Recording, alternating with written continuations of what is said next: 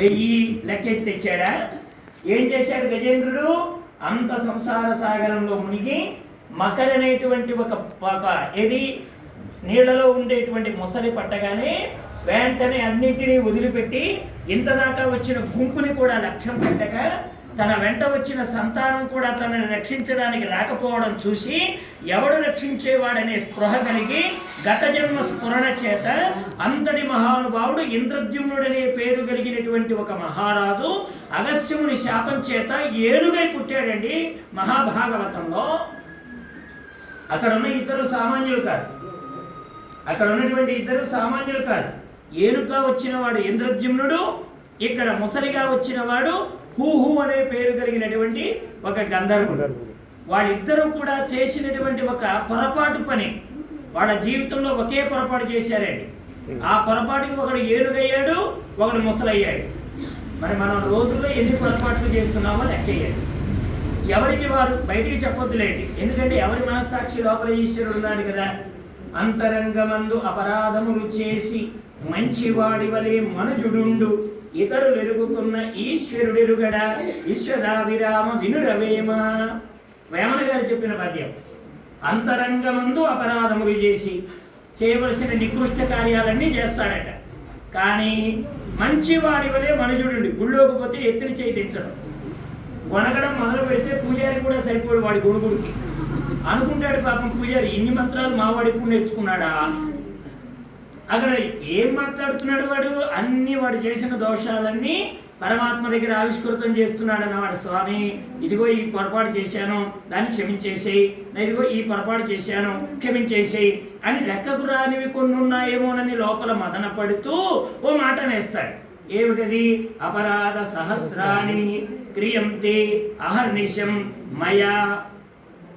స్వామి లెక్క పెట్టలేను కానీ ఆ లెక్క నీకే వదిలేస్తున్నాను, 1000కి తక్కువ కాకుండా చేస్తాను స్వామి రోజుకు తక్కువ. మంత్రాలకు అర్థం తెలుసుకొని వెళ్ళండి గుడికి. అపరాధ సహస్రాణి, సహస్రం అంటే 1000, అంటే 1000 చేస్తున్నామా? 1000 అంటే అనంతానికి పర్యాయ పదం. విష్ణు సహస్రనామం చదువుతాం కదా, అంటే భగవంతుడికి 1000 నామాలేనా ఉంది, అనంతానికి పర్యాయ పదం సహస్రం. అలాగే లలితా సహస్రనామం చదువుతాం, అమ్మవారికి 1000 నామాలు. ఏ 1000 ఉంటాయి? అవి అనంతానికి సహస్రం అనేటువంటిది ఒక పదం.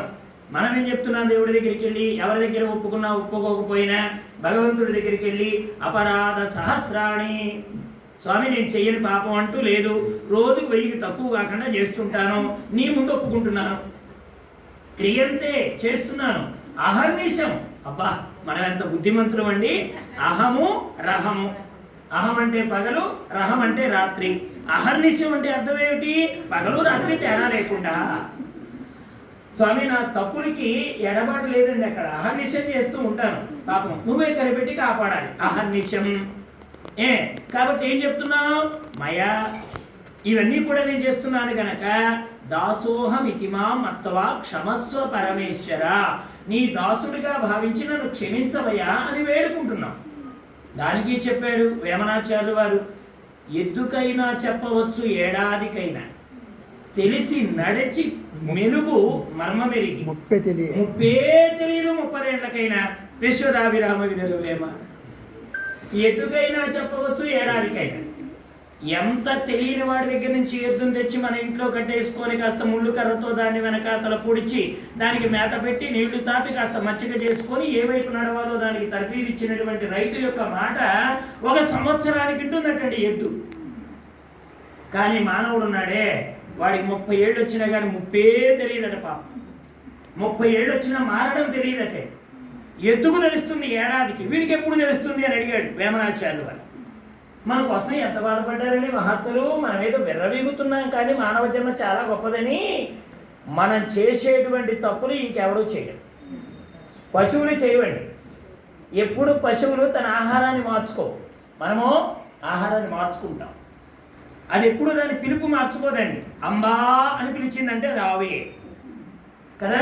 ఎప్పుడైనా అంబా అని అది ఇంకో పదం విన్నారా ఆవు నోటి నుంచి? అది దాని పలుకును మార్చుకోదు. మనము మనిషి ముందు మనిషి మాట మాట్లాడుతూ ఎన్ని మాటలు ఇప్పటికి మాట్లాడామో, ఎంతమందిని ఏమార్చాము ఒకసారి ఆలోచించండి. ఇప్పుడు పశువు గొప్ప, మనం గొప్ప? ఒప్పుకున్నారా? పశ్యతీతి పశువు వేదాంతంలో అన్నారు, అలా అని కించపరుచుకోనక్కర్లేదు. అసలు పశువు అంటే అర్థం చెప్తాను వినన్నారు. పశ్యతి ఇతి అంటే పశ్యతి అంటే చూడడం అని. ఎప్పుడు బాహ్య దృష్టి కలిగి ఉండి బాహ్యమైన ఆలోచనతో నిమగ్నమై బాహ్యమైనటువంటి వాటిపైన దృష్టి కలిగిన వాడే పశువు అంటే. ఇప్పుడు ఎవడు పశువు కాదు? తనలోకి తన ప్రయాణం చేసినవాడు. తనలోకి తన ప్రయాణం అంటే అర్థం ఏమిటి?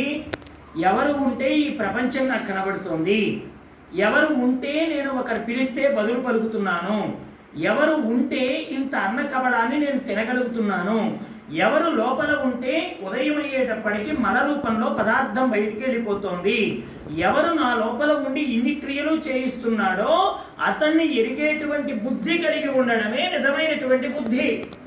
దానికి భాగవతం చెప్పింది, పురుషోత్తముని మీది బుద్ధి బుద్ధి. ప్రహ్లాదుడు చెప్పాడండి, పురుషోత్తముడి మీది బుద్ధి బుద్ధి. పురం అంటే శరీరం. ఈ శరీరమే నవద్వారే పురే దేహి నైవ కుర్వన్నకారయం. భగవద్గీత చెప్తోంది, ఒరే నాయన 9 రంధ్రాలతో ఊరేగేటువంటి దేహం కలిగిన నీవే పురమును లోపల పెట్టుకు తిరుగుతున్నవాడివి. నీదే ఒక పురం. దీన్ని ఏమన్నాడు భగవంతుడు? క్షేత్రం. ఇదం శరీరం కౌంతేయ క్షేత్రమిత్య విధీయతే. 13వ అధ్యాయంలో చెప్పాడు స్వామి. ఇదం శరీరం కౌంతేయ. అబ్బాయి ఇది శరీరము, దీన్ని ఏమంటారు? క్షేత్రమిత్య విధీయతే. దీన్ని క్షేత్రము అంటారు. అంటే క్షేత్రము అంటే భగవద్గీత భాష్యంలో భూమి.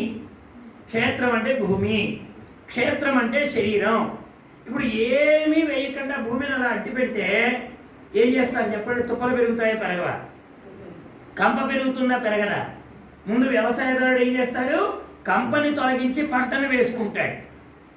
అలాగే మనం కూడా క్షేత్రం మనదైనప్పుడు మనం కూడా ఏమీ చేయకుండానే చెడు అలవాట్లు వచ్చేస్తాయండి. మీరెవరు నేర్పక్కర్లే, చెడుని ఎవరు నేర్పక్కర్లేదండి. భక్తిని నేర్పాల్సి వస్తుంది, అది కర్మై కూర్చుంది. ఇప్పుడు భక్తి ఇలా చెయ్యాలని నేర్పాల్సి వస్తుంది, కానీ చెడిపోయే దారుని ఎవడు చెప్పక్కర్లే.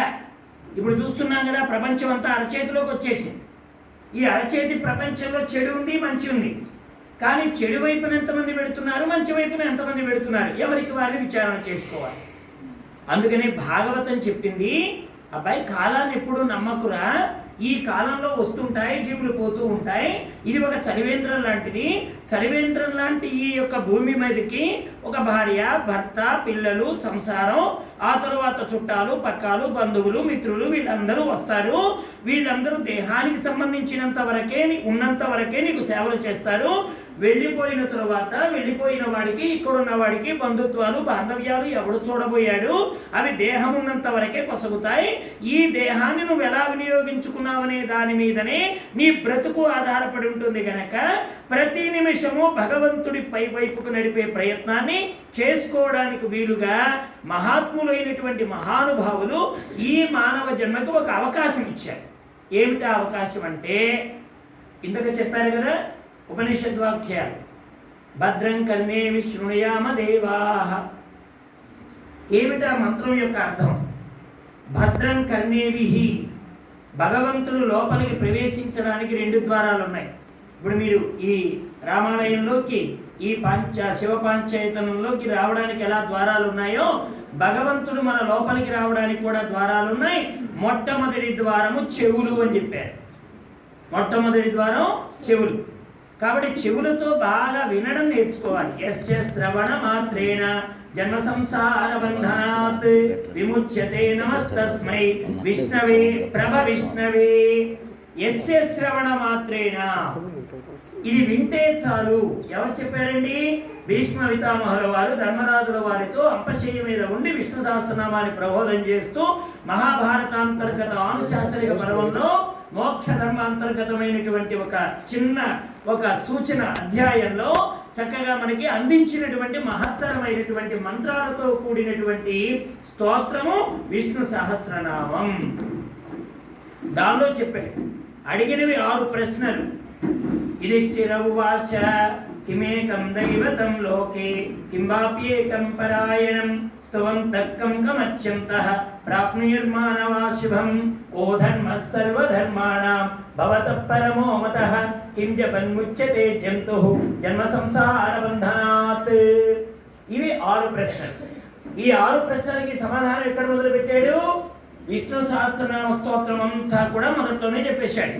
భీష్మ పితామహుల వారు జగత్ప్రభుం దేవదేవం అనంతం పురుషోత్తమం స్తువన్నామ సహస్రేణ పురుషः సతతోతితః తమేవ చ అర్చయన్ నిత్యం భక్త్యా పురుషమవ్యయం ధ్యాయన్ స్తువన్ నమస్యం చ యజమానస్తమేవ చ. ఎంత అద్భుతంగా